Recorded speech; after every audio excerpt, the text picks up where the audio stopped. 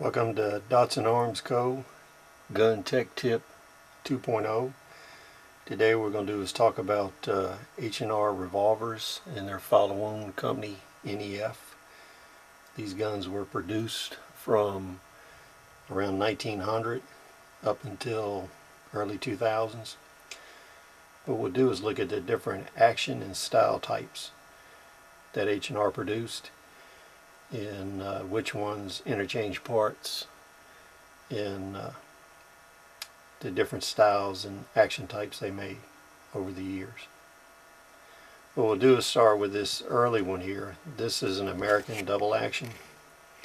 This was made around 1900. The way you can recognize this early model is it has a freewheeling cylinder. So even when the hammer is at rest, it's a freewheeling cylinder. These guns don't have the transfer bar safety that guns built today have. So with all these guns, what you have to do is have a empty chamber under the hammer, because what happens is the firing pin on this hammer is in direct contact with your primer. So if you dropped a gun and you got a round loaded under the hammer, it'll go off when it hits the ground. This pattern of Lockwork was used up until the 1970s. There was a little bit of changes in it, but basically the hammer block safety didn't come into play until much later.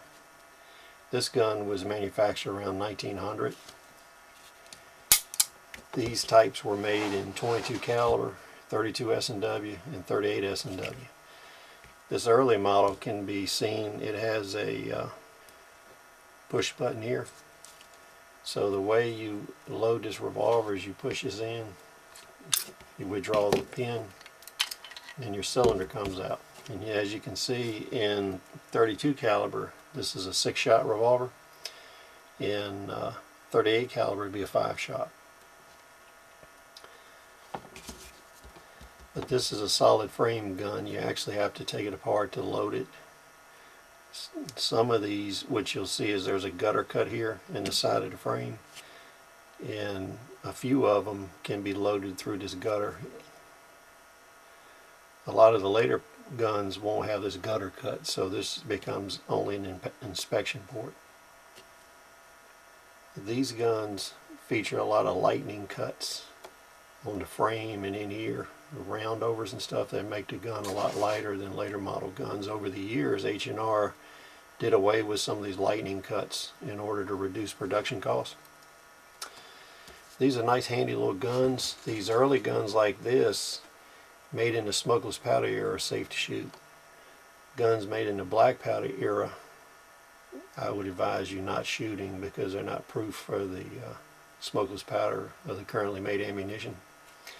This one is a hammerless model, but what happens is, in order to load this gun and operate it, you'll notice that there is checkering here, because what you have to do is cock it back, and that's a position you can use to load the gun and do work on it. A lot of times people would carry several of these so that you wouldn't have issues reloading. This is a later model. This is a H&R 922, and it follows the same premise as this one. It's a solid frame gun. You remove the cylinder for ejecting the spent cartridges. As you can see, this one, the removal tab here is a little bit different shape,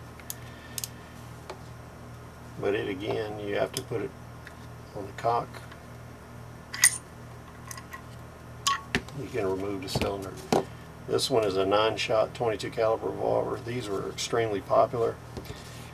The 922, there are at least 7 different models with minute changes in the lock work and trigger work before they instituted a hammer bar safety on this gun. So the majority of these guns you see, you'll have to carry them with 8 rounds in a empty chamber under the hammer.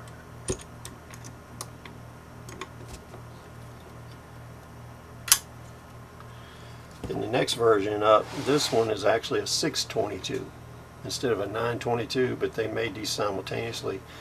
And this one was simplified over the previous. This one you just have a withdrawal pin you can just pull out. And you'll see in the front of the frame there is no push pin here like you would have in this one. Now what H&R did is the basic 22 long rifle revolver was a 9-shot. And you can see they're using the same frame here, and what they've done over the years, you can see where they've eliminated some of the lightning cuts, because you can see this is more square where this is contoured, and there's a lot more metal left in here. These were cost-saving features. Now on the 22 caliber version, they made it this way because what they could do in these guns is also chamber 22 Magnum and 32 S&W. And then this one has a extractor star in it, whereas these older ones didn't. So this was kind of a little improvement, but it's kind of moot because, you know, it would speed up reloading a little bit, but not significantly over, you know, just ejecting single cartridges.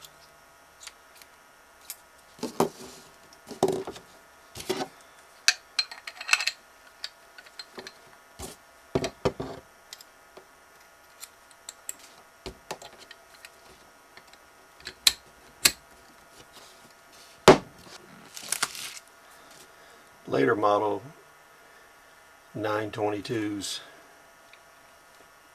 were swing out cylinders.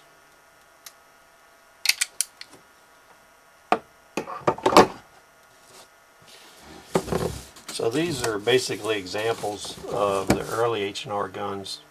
This was the simplest model they built with a solid frame, and cheapest, and also probably the most popular. We see quite a few of these. Now H&R, at the same time they were producing these solid frame guns, they also made a top brake model.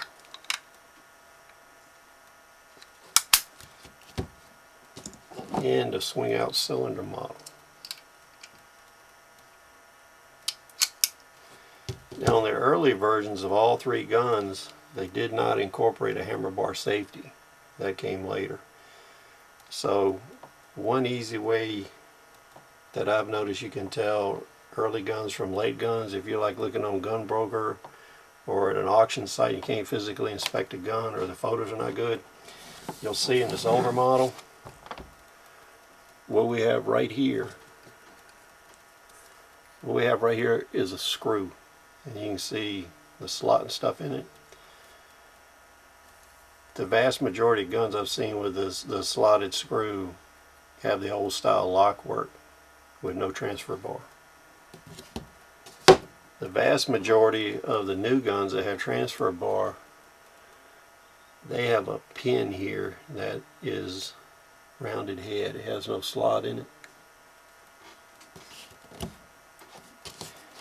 So what you'll notice is the hammer and the trigger and stuff are the same no matter what type of action type you have, whether it's the top brake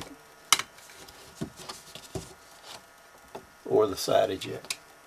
They'll use the same Lockwork. And so when you're buying parts, these parts for the vast majority of guns will interchange, so it's not that difficult to find trigger components. Now what they did is, in the different styles of guns, these are both swing out cylinder 32 S&W revolvers. This is the pocket pistol version. You can see the difference in grip size between it and the regular revolver. You see these different grip size. This one is a rounded butt, this one is square butt, but the rest of the parts interchange on these guns. And there are huge differences in models. H&R would make, you know, 2-inch barrels, 3-inch, 4-inch, 6-inch. They made a lot of different kinds of guns. So you can see these in all kinds of different variations. The blue version of the 32 caliber was called the 732, and the 732 featured the hammer block safety. So if you're looking down in the action here, you can see this little block here that rises up. That's the hammer block. The same thing on this one. You can see the hammer block in there. What they did on the nickel plated versions, if the blue version was a 732, the nickel plate was just one digit up. So these are 733s in the nickel plated versions. Now, one idiosyncrasy that these ejecting revolvers have with this cylinder, when you look here at this cylinder in this position here, because you can see this plate is covering where the rim would be on there. You want to make sure that you're oriented this way. Now, this idiosyncrasy also extends to the later 32 Magnum versions and the 22s. This is the model 926. It's the later version of the top brake revolver. It features the transfer bar safety here. Therefore, you can carry it with all rounds loaded in the cylinder. On these guns, they're pretty simple. You have the release right there, and then you have manual ejection. On this particular type of gun, the two parts I see missing the most is the cylinder latch pin right here. This pin holds the cylinder and shaft in, and then the rear adjustable sight seems to be missing on a lot of these, but those two parts are pretty easy to find. The rest of the trigger components in here are shared amongst all the other H&R revolvers. These are pretty nice lightweight little guns, and they'll last a long time. They're chambered for 38 S&W. When H&R introduced the hammer block safety, they also introduced Old West models of the gun. Now, these Old West models, they share the same lockwork as the swing out cylinder and the top brake. They basically took a solid frame and they came over here and they added a loading port and an ejector rod. So all the trigger components once again are the same on all the guns. Now, on some of these, they offer different variations. You can have color case hardened receivers, you can have blue ones, you can have nickel plate. This particular model is a 676, and it's a 6-shot. They had a 949, which was a 9-shot revolver. On the 9-shot revolver, it was 22 rimfire only. But on the 676s, you had the option that you could also get a 22 Magnum cylinder, or you could get the gun set up in 22 Magnum only or 22 rimfire only. They made a tremendous amount of variations of this gun. It was extremely popular. This one is a fixed sight model. They had target sight models, short barrel models, and they had the bunt line special versions. Because if you're looking at this one, this bunt line one, this one has a 12-inch barrel on it.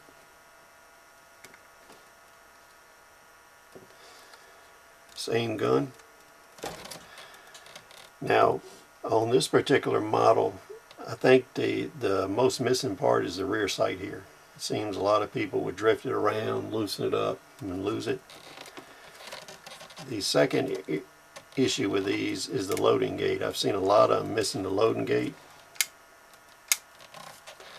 And then a lot of times you'll find these in 22 Magnum where the people lost the 22 rimfire cylinder.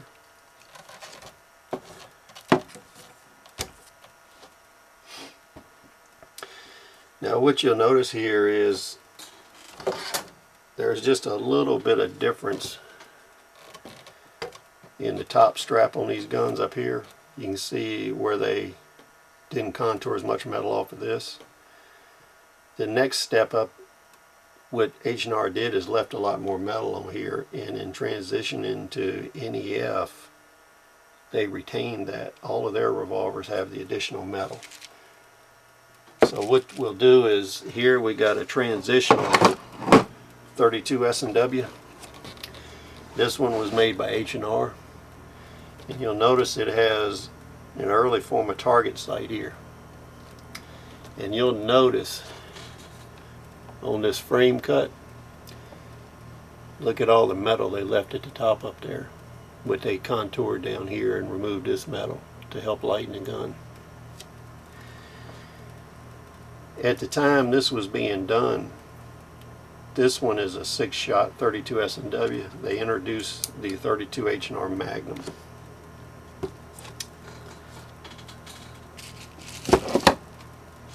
When they introduced the 32 H&R Magnum, they went from a 6-shot to a 5-shot to help with the pressure. So again, on these later guns, the trigger components are compatible. The sight components are not compatible, because what you'll notice is if you're looking at these two guns,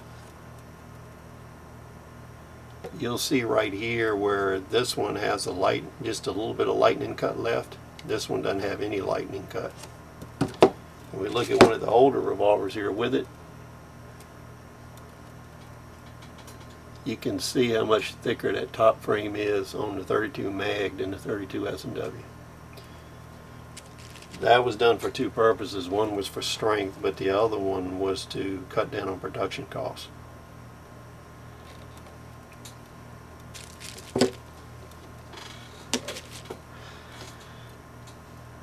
Now, when production transitioned to NEF, they produced mostly 22 caliber guns and 32 S&W and 32 H&R Mag guns. And they only made the swing out cylinder style here. They discontinued the solid frame and the top brake. Those were no longer manufactured. As a side note on this model 733, I have a model 732 that I received from the police department that somebody had removed the front sight and actually threaded the barrel for a silencer, but the silencer was no longer available for examination. It had been destroyed when it was confiscated. But it was kind of interesting side note that some of these occasionally do come up with threaded for a silencer.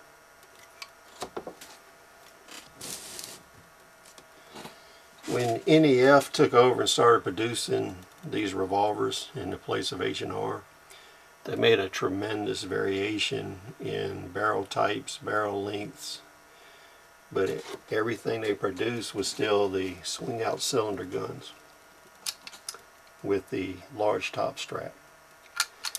This one's kind of unusual because if you look at the muzzle of it, you'll notice this muzzle is rounded over up here. It's not squared off like a traditional revolver would be, so it's kind of unusual.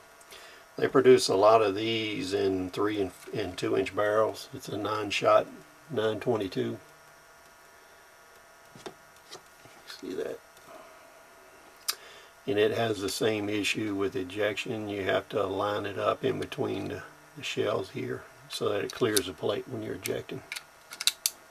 And then you'll notice this one has a rib on it. So we have a solid rib, and this is actually pinned and screwed in. There's a screw under the front sight that holds that in. A lot of these were sold as starter target revolvers. They were pretty cheap and very popular. And this one was called the Ultra 92 9-shot. And then the 902 Ultra, you notice it has a slab barrel. Everything is interchangeable on these guns. A lot of times you can find hybrids where they're set up different ways. And when we're looking at this, you can see there's a little difference in the frame cut here. The rear revolver is a fixed sight gun. You can see the sight tray right there, the groove, versus the target gun setup. It's just a little bit different in machining.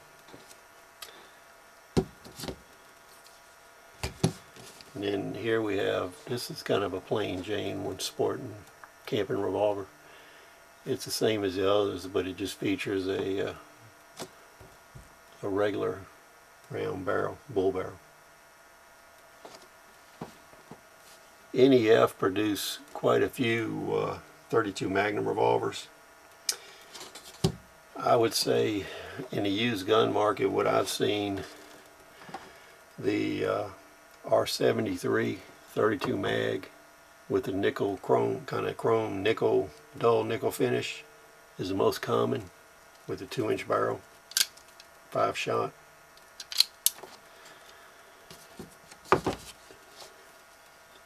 Then they had the Target version.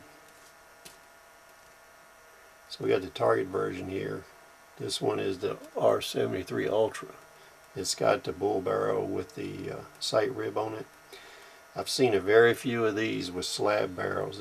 These are pretty difficult to find with the 6-inch barrel. The even rarer with the 4-inch barrel. So in review, with H&R revolvers, whether they're produced in 1900 or up until the 1980s, we have 4 styles of revolver and 3 action types. This is a solid frame version. It has an inspection and loading port, which you can see right there. And you'll notice the little gutters cut here. Later models, they eliminated that gutter, so you couldn't load and unload the gun through that port. It would only function as an inspection port. Then H&R had a top brake version.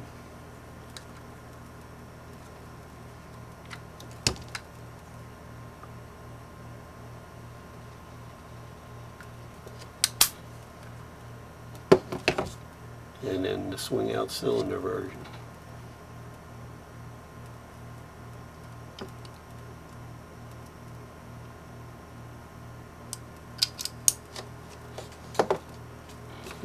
Then we had a modified solid frame gun.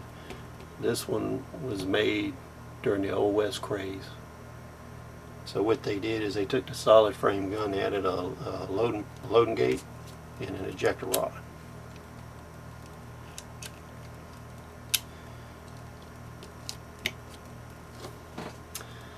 So that finishes up our review of the H&R revolvers and their different actions and styles. We hope you enjoyed this, and if you want additional information on H&R revolver, let us know in the comment section. We'd be happy to do, a test of individual models or a whole series of them if you'd like.